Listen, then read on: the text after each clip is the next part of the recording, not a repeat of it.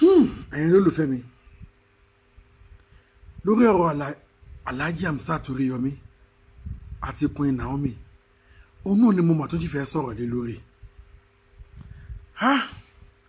tí n bá sọ fún yín pé ọ̀rọ̀ yìí ò kàn mí lóminú irọ́ ni mo pa ọ́ ó ń kàn mí lóminú wàláì tàláì small billahi làsíláwà Jésù Kristi ń gbọ́ kódà àwọn alálẹ̀ Yorùbá wọ́n ń gbọ́ nǹkan tí mò ń sọ yìí ọ̀rọ̀ Alhaji Hamzat Oríyọmí àti Queen Naomi ọ̀rọ̀ wọn yìí ó ń kàn mí lóminú gidi gan ó ń kàn mí lóminú gidi gan àwọn òròyìn kan tí mo tún gbọ́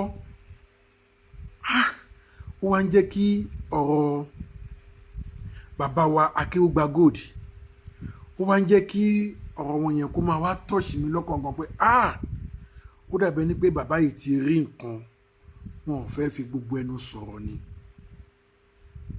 ó dàbẹ̀ ni pé bàbá yìí ti mọ ibi tọ́rọ̀ yìí máa já sí wọn ò fẹ́ fi gbogbo ẹnu sọ̀rọ̀ ni ṣé mọ̀ pé nínú fídíò mi tó kọjá lọ mo sọ mo ní nǹkan tó bá fi lè mú tí èèyàn bá débi wípé Ọlọ́run dẹ̀ ní ká bẹ̀ báyìí o kẹ́ mọ̀ wípé kò sọ́nà àbáyọ mímọ́ yàtọ̀ sí Ọlọ́run nìkan pé ọ̀nà ẹ̀bùrú kan wá tún wà lẹ́yìn ọ̀pẹ nóò kò sọ́nà àbújá kankan lé ọrùn ọ̀pẹ mọ́ ibi tó o bá gùn náà ló máa gbà bọ́lẹ̀ tí n bá rántí ọ̀rọ̀ yẹn pé we need God intervention ọ̀rọ̀ yẹn máa ń bu omi tútù sí mi lọ́kàn pé níbo ni ọ̀rọ̀ Alhaji Hamzat Oríyọmí àti Queen Naomi fẹ́ bọ́ sí báyìí Ọlọ́run má jẹ́ ká ara rìn fẹsẹ̀ sí o Yorùbá ẹ̀rù Yorùbá bà mí àwọn bàbá wa tó sọ pé iyán ogún ọdún ó ń gbóná Yorùbá ló ń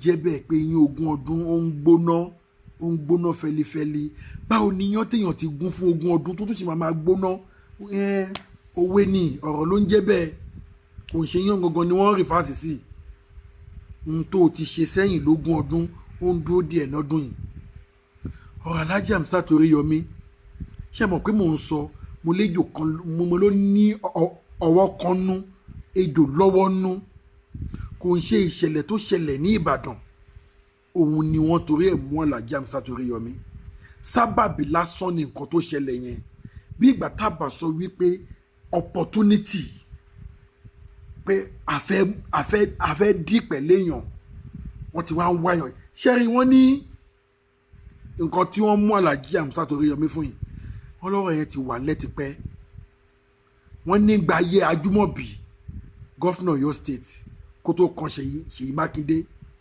wọ́n ròyìn nǹkan tí Alhaji Hamzat Oríyọmí àtàjúmọ̀bí tí wọ́n jọ pò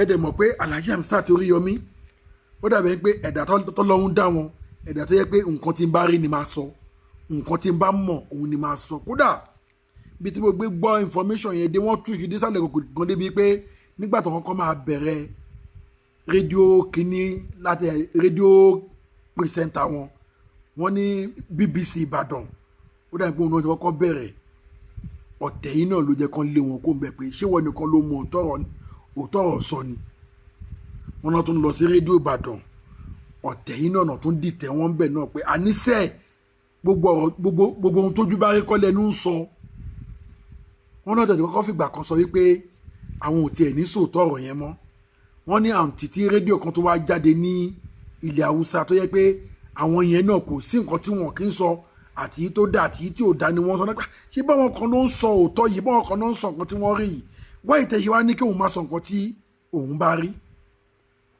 wọ́n ní Alhaji Hamzat Oríyọmí tún yẹ padà síbẹ̀ nìyẹn pé èmi á máa sọ nǹkan tí n bá rí o ṣé mọ̀ pé ẹni tó tọ́ bá ti wà nínú ẹ̀jẹ̀ kò sí bẹ́ẹ̀ ṣe fẹ́ ṣe tẹ́ bá ti ń ṣe nǹkan tí ò dá lẹ́gbẹ̀ẹ́ báyìí ó máa rí lára ni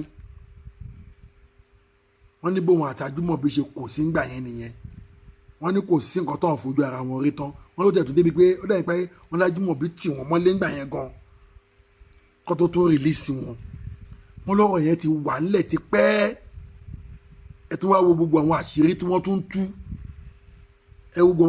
wọ́n tún tú bọ̀bọ̀ tán ní kínní Timothy gbogbo ẹ̀ lóríṣiríṣi gbogbo àwọn tó bá ń gbé kéèsì wọn wá sọ́dọ̀ wọn tó máa táṣìírí wọn ó dàbẹ̀ ní pé kò wá sí rédíò station kan tó fẹ́ gbọ́ mọ́ ju Àgídìgbò lọ. Àṣekínní yẹn ń bí wọn nínú, ó ń bí wọn nínú. Ẹ̀yin olólùfẹ́ mi, gbogbo ẹ̀yin ọmọ Yorùbá, ọ̀rọ̀ yìí ti ní bá mi nù o. Ẹ jẹ́ ká dìde o, ẹ jẹ́ ká dìde o, ẹ jẹ́ ká dìde o. Ọ̀rọ̀ méjì ni mo máa sọ pọ̀ lórí ọ̀rọ̀ yìí. Ọ̀rọ̀ justice for Mohbad náà bí yẹn náà ṣe bẹ̀rẹ̀ náà lélẹ́yìí o, tí wọn ò jẹ́ ká rí justice. Now Yomi Fabiyi ó dé lẹ́ẹ̀kejì báyìí sí tó ń escape kú. Ẹ jọ̀ọ́ ṣé bá ṣe máa bá lọ náà lélẹ́yìí. Tó bá yẹ pé wọ́n rí Yomi Fabiyi mú balẹ̀ náà bá ṣe máa gbọ́ ikú ọlọ́ta Yomi Fabiyi náà nìyẹn o. Lórí wípé wọn ò fẹ́ ká sọ òótọ́ ọ̀rọ̀ yìí náà ni o. Lórí wípé wọn ò fẹ́ ké a máa jà fún ẹ̀tọ́ wa. Ẹ̀yin lólùfẹ́ mi, ẹ jọ̀ọ́ kí lẹ̀yin rò sọ̀rọ̀ tó wà nílẹ̀ yìí. Ṣé bá ṣe máa bá lọ náà lélẹ́yìí. Alhaji Hamzat Oríyọmí òun náà ti mú síbẹ̀ yẹn sìn. Kí la mọ̀ tó fẹ́ ṣẹlẹ̀. Dó à ń gbọ́ná pé wọ́n ní àwọn kóòtù ṣì wà lọ́lùdé bóyá tó bá wọlé ọlùdé bóyá máa fi wọ́n lẹ̀ àti ìmọ̀ o. Ẹ jọ̀ọ́ ẹ jẹ́ ká gbáradì o. Justice for Mohbad à ń wá àti ìrí. Yomi Fabiyi ni wọ́n tún ti fi ikú lé káàkiri yìí sìn. Ṣé báwọn alágbára yìí náà ni wọ́n wà ń di ẹ̀. Àwọn yìí náà ni wọ́n wá ẹ̀dọ́ kí ni wọ́n fẹ́ sọ Nàìjíríà dìnà. Wọ́n fẹ́ sọ Nàìjíríà di ìlú bẹ̀rù, ìlú tà ní lè sọ̀rọ̀ mọ́. Ẹ̀yin olùfẹ́ mi ẹ jọ̀ọ́ mo bẹ̀ ẹ bá mi share fídíò yìí. Ẹ bá mi share fídíò yìí. Káwọn èèyàn ti ẹ̀ gbọ́ ká lè gbáradì. Ibi tọ́rọ̀ Nàìjíríà ń lọ yìí kò yé èmi mọ́ o. Kò yé èmi mọ́ o. Wọ́n fẹ́ sọ ìlú Nàìjíríà di ìlú tó yẹ pé a ní lè sọ̀rọ̀ gbogbo nǹkan tó bá ti ń ṣe àṣegbé. Ọmọ tala tó mọ̀tọ̀ tó máa tún gbẹ̀mí ẹ̀ lọ́la. Yomi Fabiyi náà tó ti ń fi kú lé káàkiri yẹn. Ẹni tó fẹ́ mi ẹ bá mi share fídíò yìí kẹ́ bá mi subscribe sílẹ̀ Ele Global TV. Gbogbo ẹ̀yin tẹ́ ti subscribe mo dúpẹ́ lọ́wọ́ yín. Gbogbo ẹ̀yin tẹ́ ti subscribe kílẹ̀ ń dúró ṣe. Ẹ subscribe kíkiní ìjọ máa wúlò fún gbogbo wa. Information is a very powerful weapon. But tá a bá gbọ́ information báwo la ṣe fẹ́ gbáradì. Iṣẹ́ tèmi ni pé kí n mú wá fún yín. Iṣẹ́ tí ni pé kẹ́ ẹ gbọ́ ká dẹ̀ gbáradì. Torí pé kí ni a mọ nǹkan tó máa ṣẹlẹ̀ o. A mọ nǹkan tó máa ṣẹlẹ̀ o. Ọ̀rọ̀ Alhaji Hamzat Oríyọmí àti Queen Naomi yìí ó ti lọ́wọ́ mi nù o. Ó ti lọ́wọ́ mi nù o. Ẹ gbàgbé ìṣẹ̀lẹ̀ tó ṣẹlẹ̀ ní Ìbàdàn. Sábàbí lásán nìyẹn. Ẹ̀kọ́ ti fojú múmu hàn, àṣírí ti tú. Wọ́n fi ìṣẹ̀lẹ̀ wọ́n fi kẹ́wọ́ ni. Ohun tó wà nù wọn náà fẹ́ ṣe. Yorùbá ìyẹn ogún ọdún gbóná. Alhaji Hamzat Oríyọmí orúkọ yín á ṣiṣẹ́ lára yín o. Orí ayọ̀ yín o. Ẹlẹ́dàá ayọ̀ yín o. Ẹ̀yin ọmọ Yorùbá ẹ jẹ́ ká dìde o. Ẹ jẹ́ ká dìde o. Ẹ má jẹ́ kó dìgbà tó bá bọ́ sórí tán ká tó ṣe máa wá dìde o. Tálámọ̀ tó máa kàn lọ́la bá a ṣe ń pariwo ń gba ti Mohbad náà lélẹ́yìí ẹ tún wo èyí tó tún ṣẹlẹ̀ yìí. Èwo la tó mọ̀ tó tún máa tún ṣẹlẹ̀. Wọ́n dẹ̀ ti sọ wípé àwa yúùtù la máa gbára wa kó lọ́wọ́ wọn ìjọba amúnisìn. Tá a bá ti pariwo tá a bá ti jáde mi ò fẹ́ kú kò lè wá joyè ilé bàbá ẹ o. Mi ò lè wá kú kò lè joyè ilé bàbá ẹ o. Ẹ̀yin olólùfẹ́ mi ẹ jẹ́ ká wá nǹkan ṣe sọ̀rọ̀ yìí o. Ẹ bá mi share fídíò yìí káwọn èèyàn jàǹfààní ẹ̀ kí gbogbo wa lè mọ nǹkan tó ń ṣẹlẹ̀ ká lè gbáradì. Ẹ má jẹ́ ká wo ọ̀rọ̀ yìí níran o. Ọ̀rọ̀ yìí ó kàn bomi tútù sí mi lọ́kàn ni. Bí mo tún ṣe gbọ́ ti Yomi Fabiyi lẹ́nu mo ní kí ló tún dé. Wọn ò sáfẹ́ kárí justice fún Mohbad. Torí Yomi náà ló tún ti ṣẹlẹ̀ yìí sìn. Ti Naomi náà kí ló dé.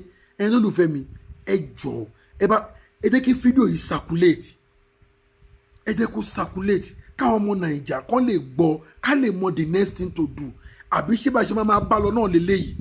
Tọ́kàn wọn máa ṣe nǹkan tó ń wù wọ́n fún wa tá à ní lè sọ̀rọ̀. Nàìjíríà ti wá dìlú bẹ̀rù bó o bá sọ̀rọ̀ gbígbé bó o bá ti kùn pípa. Kó tá máa ṣe nǹkan bàjẹ́ kẹ́dẹ̀ dákẹ́kẹ́ máa wò wọ́n. Ǹjẹ́ òun la tó fẹ́ ṣe gbólé ìgbà. Ẹ̀yin olólùfẹ́ mi ẹ jọ̀ọ́ mo bẹ̀ yín ni ẹ bá mi share fídíò yìí kẹ́dẹ̀ bá mi subscribe sílẹ̀ Ele Global TV. Kí la fẹ́ ṣe sọ̀rọ̀ Alhaji Hamzat Oríyọmí tí Yomi Fabiyi náà òun náà ló tún wà ń bẹ́ẹ̀ wọ́n ti fẹ́ gbẹ̀mí ẹ̀ ẹni lẹ́ni ti sá lọ o. Ẹ jọ̀ọ́ ẹ bá mi share fídíò yìí. Mo tún padà bọ̀ tí n bá tó ti rí ẹni information mo tún mú bọ̀ wá fún yín. Ire o.